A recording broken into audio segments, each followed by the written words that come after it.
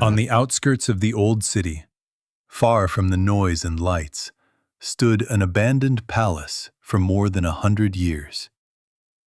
Its tall walls were cracked, its windows shattered, and its garden had turned into a dry land where dead trees intertwined like bony fingers emerging from the soil. The people in the neighborhood avoided even looking at it. Some said a wealthy family had lived there and suddenly vanished on a mysterious night. Others claimed to have heard screams coming from it during stormy nights. As for the children, they dared each other to approach its rusty iron gate, then ran away before touching it. Miriam had heard those stories since her childhood. Her grandmother used to warn her, "Do not go near that place. Some doors, once opened, do not close easily." But Miriam grew up thinking it was all just old myths. One autumn evening, she was sitting with Samer and Layla in a small cafe near the old district. The sky was overcast, and the air carried the scent of approaching rain. Samer, scrolling through his phone, said, "What do you think of a crazy idea? Let's enter the abandoned palace and film an adventure." Layla laughed nervously. "You're joking, right?" But Miriam felt something strange. A curiosity mixed with an unexplained attraction. She didn't know why, but she quietly said, "We won't lose anything. Just a quick tour." Layla paused, then reluctantly agreed. There was an old fear inside her, but she did not want to seem weak. Dusk approached as they reached the dirt road leading to the palace. Each step made the city behind them seem farther away. No car sounds, only the whistling of the wind among the dead trees. Miriam suddenly stopped. She felt as if someone was watching her. She raised her head toward the palace. In one of the upper windows, she thought she saw a swift movement, like a shadow pulling back behind the broken glass. Just an illusion, she told herself. They arrived at the iron gate. It was half open, creaking faintly in the wind.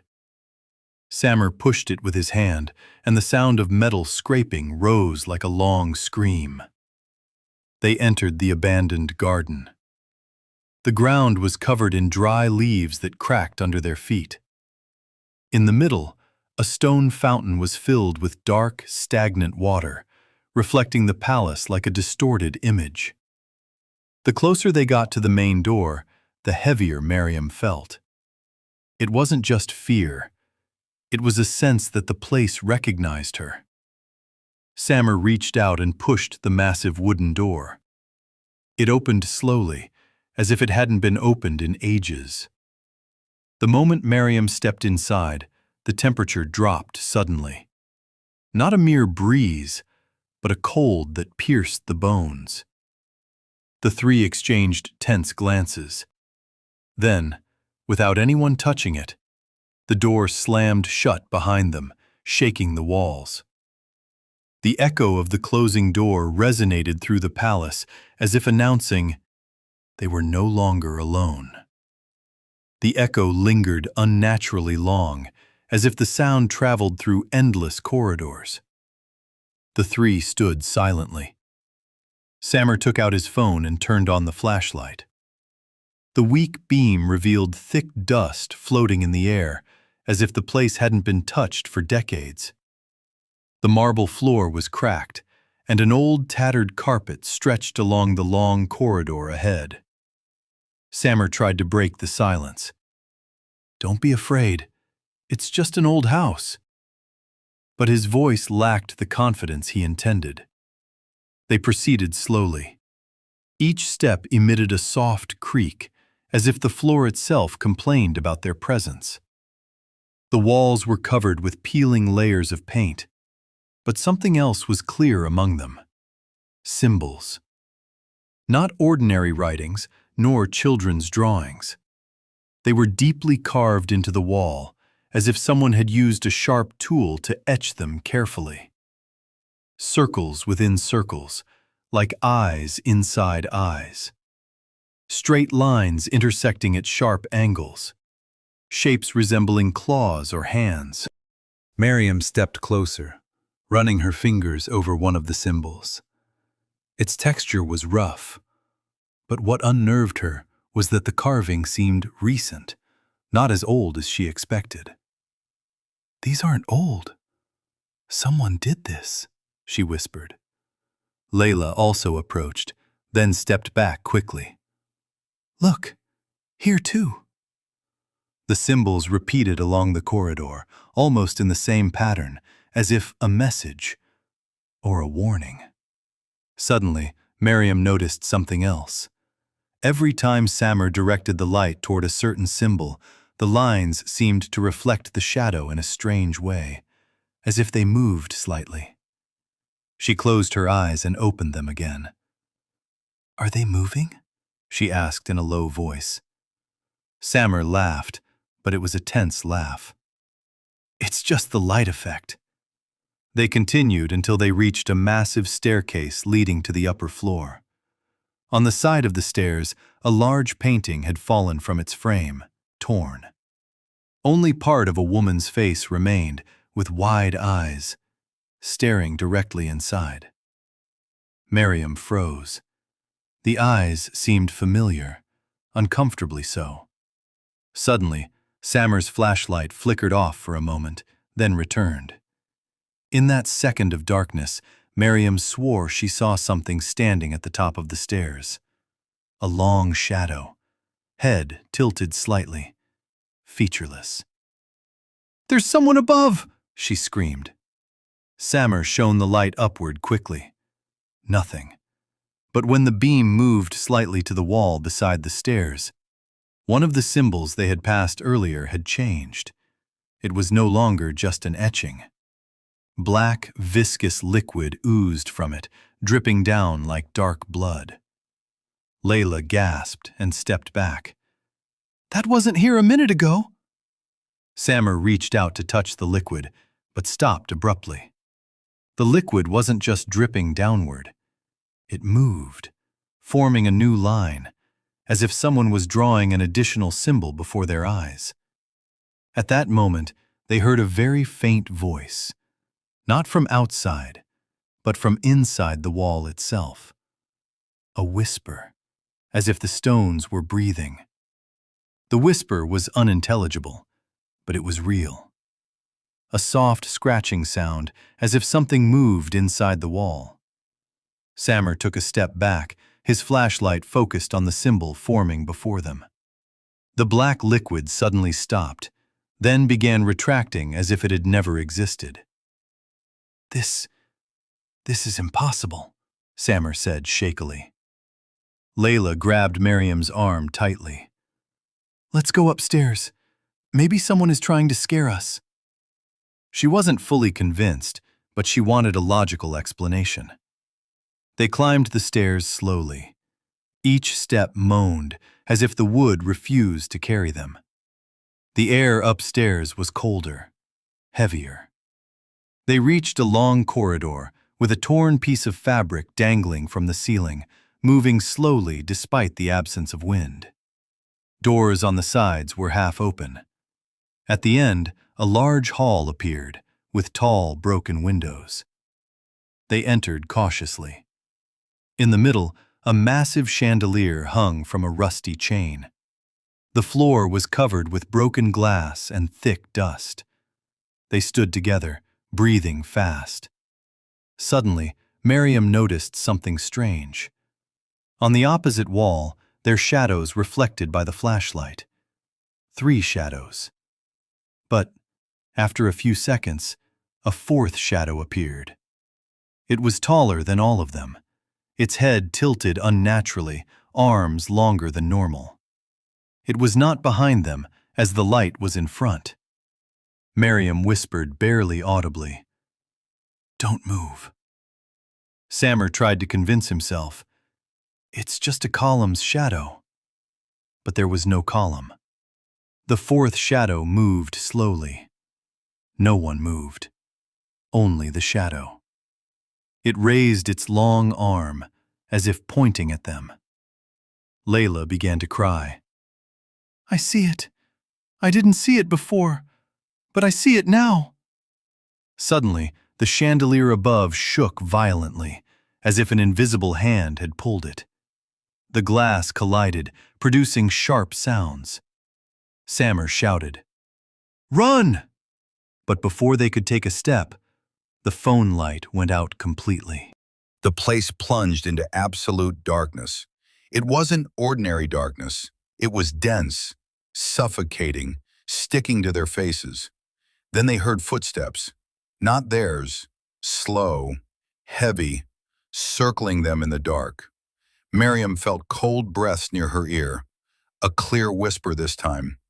Finally. She screamed, waving her hand in the air, but touched only emptiness. Suddenly the light returned. The chandelier fell, smashing right in front of them. They jumped back in terror. They looked at the wall. No longer 3 shadows, but 4. The 4th shadow was no longer on the wall. It stood right behind them. When Sammer slowly turned, he saw nothing. But Miriam saw. She saw that the face had no features. Behind Sammer, that entity stood, tall, unnaturally thin and elongated, head sharply tilted as if the neck was broken. The face, featureless. Yet she felt it was smiling.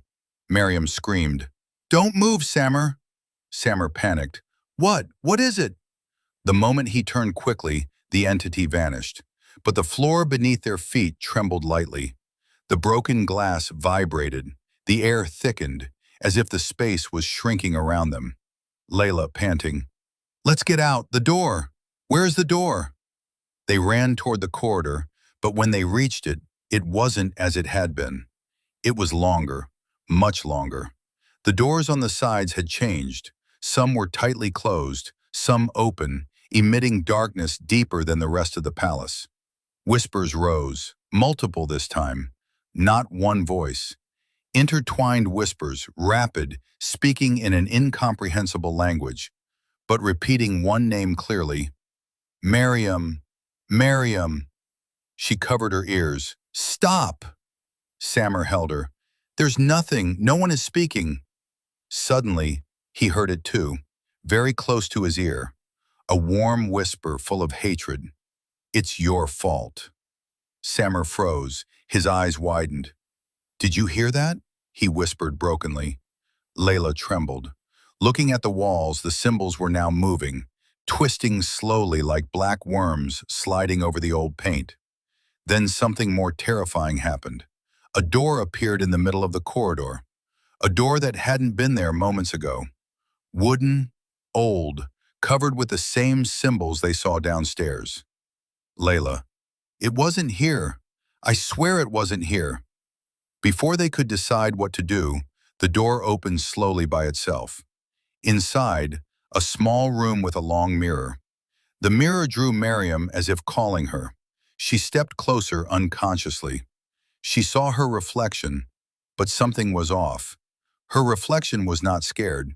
It was smiling. A cold, wide, inhuman smile. Then the reflection began to whisper, while Miriam's real lips did not move. "Stay. He wants you." Miriam screamed and stepped back, bumping into Sammer. At that moment, the door slammed shut behind them. The lights went out again. In the darkness, they all felt one thing clearly. They were no longer just 3. Someone stood among them, touching their shoulders, breathing with them, waiting for the right moment. A clear voice emerged from the darkness. "You will not leave unless I allow you." After that terrifying whisper, the air around them felt cut off. Layla struck the door with her hands. "Open! Open!" But the door did not respond, as if it was no longer a real door, but a solid wall. Sammer started hitting it with his shoulder with all his strength until a faint cracking sound was heard. At that exact moment, the light returned and the strange door vanished. The corridor returned to its original state, as if nothing had happened. They didn't wait for an explanation. They ran at full speed toward the stairs, then to the ground floor. Heavy footsteps followed them from above, slow, deliberate, not fast but confident. When they reached the main door, it was tightly closed. Miriam cried, "No, no!" Suddenly, one of the side windows burst open, and its glass shattered outward, as if pushed by an unseen force. Samer didn't hesitate. He grabbed Layla's hand first, helped her out, then exited himself. Finally, Miriam. As soon as they were several meters away from the palace, the door slowly opened again. But no one came out. They ran without looking back until they reached the main street. Only there did they stop, panting, clothes covered in dust. They looked at the palace from afar. It was completely still, as if it hadn't embraced terror minutes ago. Samer tried to appear strong. "It's over. We got out." But Miriam didn't feel it was over. That night, nightmares began. Miriam woke at 3 a.m. with a heavy feeling on her chest. She slowly opened her eyes, and the shadow stood in the corner of her room. Same height, same tilted head. It did not move, just watched. She tried to scream, but no sound came. Then, it vanished suddenly. In Samer's house, slow footsteps were heard in the corridor leading to his room. He thought his father was awake, but when he opened the door, the house was completely dark. At Layla's house, she woke to a continuous scratching behind her room door. When she turned on the light, she saw the same symbols from the palace carved deep into the wood. The next day, they met, pale. None of them wanted to admit it, but they all knew the truth. The thing had not stayed in the palace. It had left with them. The next night was worse. While Miriam looked at her mirror before sleep, she didn't see her reflection. She saw the palace, as if the mirror had become a window. Upstairs, behind a window, she saw herself, standing there, and the shadow stood behind her. Then the voice whispered again, this time directly inside her head. "You are the gate." Miriam fell to the ground, screaming. At that moment, the three realized something terrifying. Escaping the place does not mean escaping what dwells there. They had to find a solution before one of them became part of the palace forever. After Miriam collapsed in front of the mirror, there was no room for doubt. What happened was not just fear or a shared illusion. It was real, something that fed on their fear. The three gathered the next morning, faces pale, eyes hollow from sleepless terror. None had slept. Samer, voice broken. "We need help. This is bigger than us." Layla remembered a well-known elderly sheikh in their city, calm and composed, whom people consulted when in spiritual distress. They didn't hesitate long. They visited him after sunset. The place was simple, with the scent of musk in the air. The sheikh listened without interruption, eyes steady, as if understanding what was unspoken. When they finished, a heavy silence prevailed. Then he spoke calmly. "Some places carry traces of ancient harm, and when one enters them without protection, something from them may cling. But nothing is stronger than the words of God." He looked directly at Miriam. "You are affected most, because it tried to make you a gate." Her body trembled. They sat before him, and he closed the door.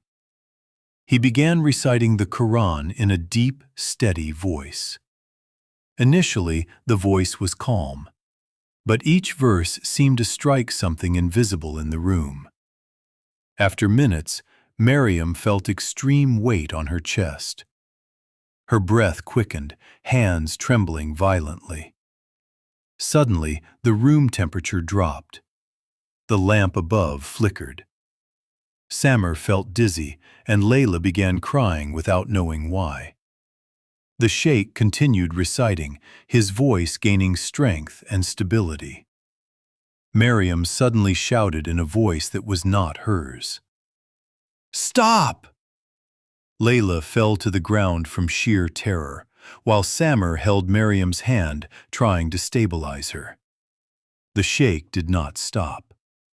His voice filled with power. Miriam trembled violently, as if something was trying to cling to her from within. Then she let out a sharp, long scream, piercing the walls of the room. At that moment, a sound like breaking glass was heard, though nothing had shattered. Then silence fell. Miriam collapsed, panting. The temperature returned to normal. The lamp stopped flickering. The sheikh said calmly, "The attachment has been cut by God's will. But keep up your prayers and never return to that place." The following days were calm. No more shadows in corners. No more whispers at night. Symbols disappeared from Layla's door. Nightmares stopped. They began to believe it was over. But a week later, Miriam was passing by in a taxi near the old road leading to the palace. She tried not to look, but something drew her eyes. Upstairs, behind a broken window, there was a shadow. Not long this time. A girl's shadow, standing by the window, head slightly tilted, watching the road, smiling. A smile she knew well, because it was her own.